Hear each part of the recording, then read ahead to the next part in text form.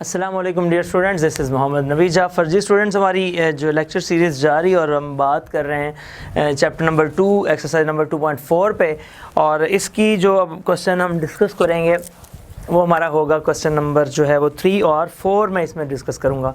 दोनों के दोनों क्वेश्चन पैरामीट्रिक इक्वेशंस के ऊपर हैं। पैरामीट्रिक इक्वेशंस मेरी कोशिश ये है कि मैं टॉपिक वाइज आपको क्वेश्चंस बना के दूँ। पैरामीट्रिक इक्वेशंस क्या हैं? जिसमें x और y दोनों के दोनों किसी और वेरिएबल के ऊपर डिपेंड कर रहे होते हैं। जैसे कि आपके सामने क्वेश्चन है, क्वेश्चन नंबर 3 का पार्ट नंबर 1।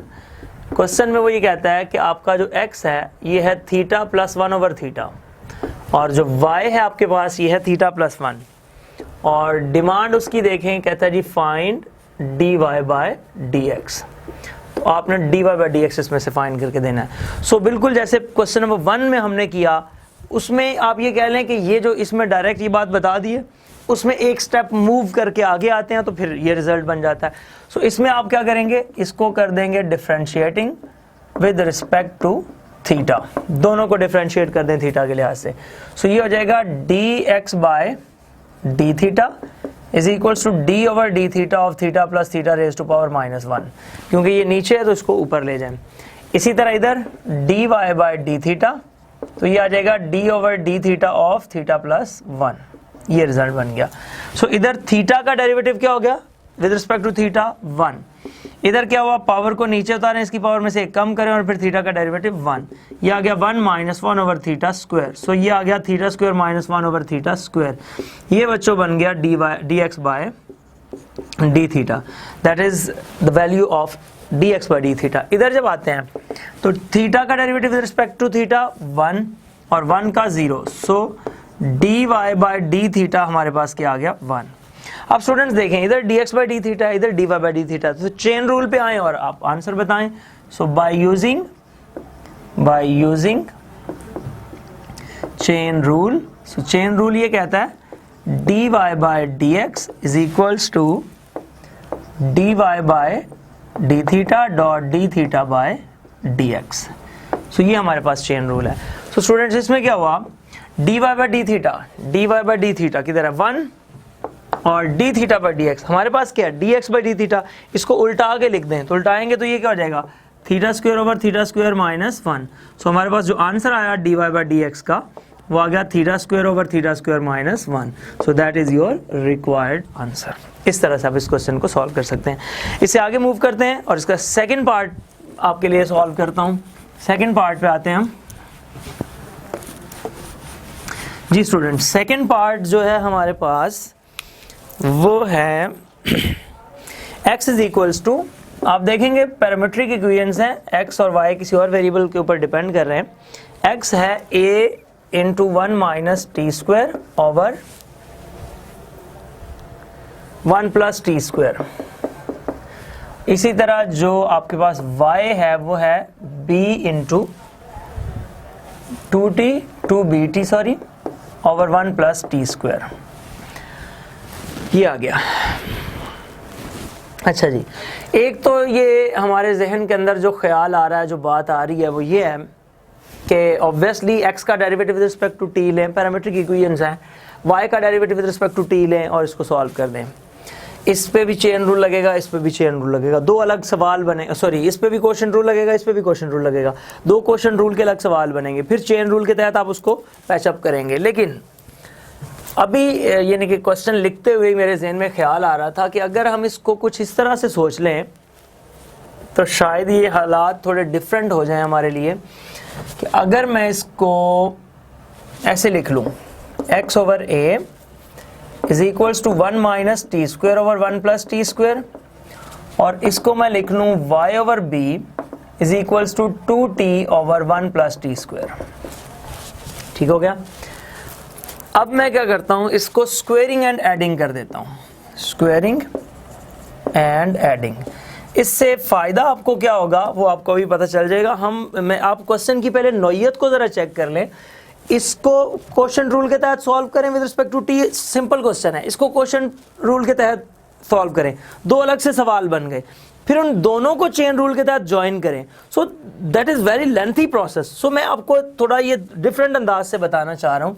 स्क्वायर और ऐड करें क्या बनता है, ये हो जाएगा x² over a² plus y square over b square is equals to, इसका भी square 1 minus t square over 1 plus t square, इसका square plus 2t over 1 plus t square, इसका भी स्क्वायर।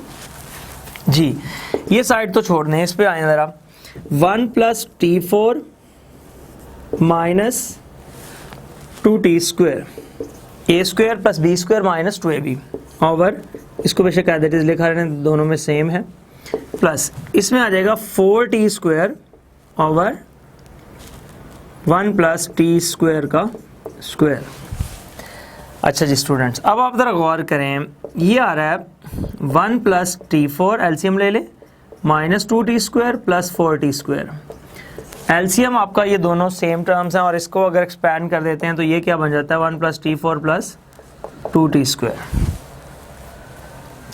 सो ये हमारे पास बना x square over a square plus y square over b square is equals to 1 plus t four minus 2t square plus 4t square, तो कितना आ गया plus 2t square over 1 plus t four plus 2t square.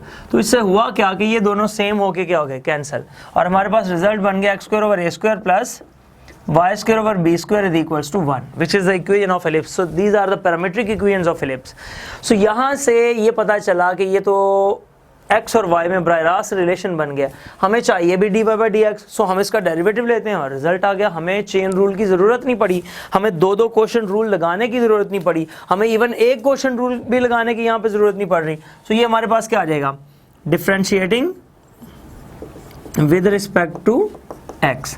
So ये आ जाएगा d over d x of x square over a square plus y square over b square is equals to d over d x of 1।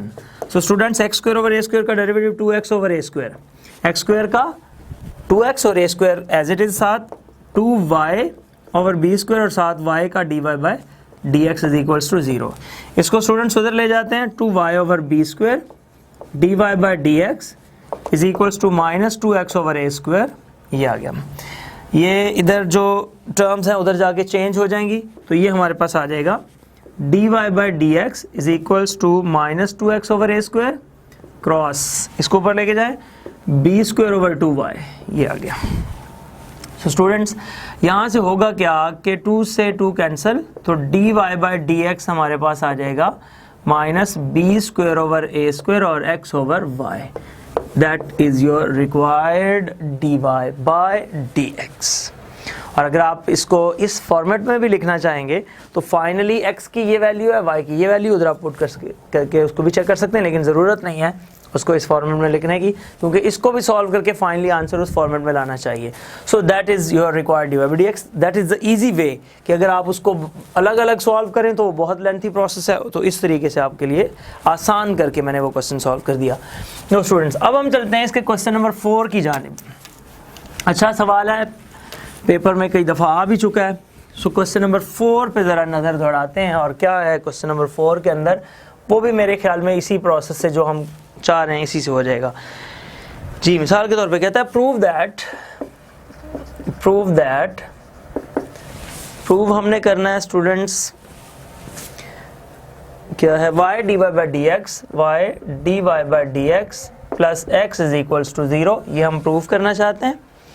और condition है हमारे पास कि if x is equals to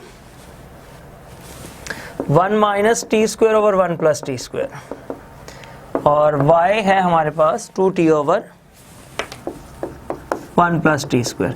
तो अगर आप गौर करें तो ये बिल्कुल वैसी ही इक्वेशंस हैं जैसी पहले थी, पैरामीट्रिक इक्वेशंस। उसमें यहाँ पे a भी था साथ, यहाँ पे b भी था, तो वो जो a और b है वो डिफरेंट होने की बिना पे एलिप्स बना रहे थे। अगर वो a और b सेम हो जाएं तो ये सर्कल बनेगा। सो आप इसको ज़रा वैसे ही उसी तरीके से सॉल्व करें स्क्वायरिंग एंड एडिंग से, तो आपको आइडिया हो जाएगा कैसे सर्कल बनेगा। स्क्वायरिंग एंड एडिंग, स्टूडेंट्स ये आ जाएगा x square plus y square is equals to 1 minus t square over 1 plus t square का स्क्वायर, और 2t over 1 plus t square का स्क्वायर। ये आ जाएगा x square plus y square is equals to 1 plus t 4 minus 2t square over 1 plus t 4 plus 2t square, और ये आ जाएगा 4t² over 1 + t4 + 2t²। LCM ले लें, 1 + t4 + 2t² सेम है तो वही रिजल्ट्स आ जाएंगे, t4 - 2t² + 4t²। इसको सॉल्व करेंगे तो हमारे पास जो बन जाएगा x² + y² = 1 + t4 + 2t² over 1 + t4 + 2t²। तो ये इससे कैंसिल हो गया। तो स्टूडेंट्स इधर हमारे पास अगर मैं डेरिवेटिव ले लेता हूँ, so y² + x² = 1, differentiating with respect to x, d/dx of y² + x² = d/dx of 1। तो ये आएगा 2y dy/dx + 2x = 0, 2 कॉमन तो y dy/dx + x = 0, ये उधर जाके ख़त्म तो dy/dx + x = 0। यही हमने यहाँ पे प्रूव करना था। तो अगर आप गौर करें, अगर मैं इसको पैरामीट्रिक इक्वेशन से ही सॉल्व करता, इस पे मैं अलग से क्वेश्चन रूल लगाता, इस पे अलग से क्वेश्चन रूल लगाता और फिर मैं फाइंड करता dy/dx चेन रूल से, फिर मैं उसको y से मल्टीप्लाई करता और at the end x add करता तो आंसर क्या आना चाहिए था? 0। ये इतना लंबा प्रोसेस था जिसको आपने ख़त्म करके इतना शॉर्ट कर दिया है। सो ये एक आपके लिए शॉर्टेस्ट वे था इन क्वेश्चंस को सॉल्व करने के लिए। उम्मीद है आपको इन चीज़ों से इस्तेफादा हासिल कर रहे होंगे, आप फ़ायदा हो रहा होगा, आप इंजॉय कर रहे होंगे मेरे लेक्चर्स को।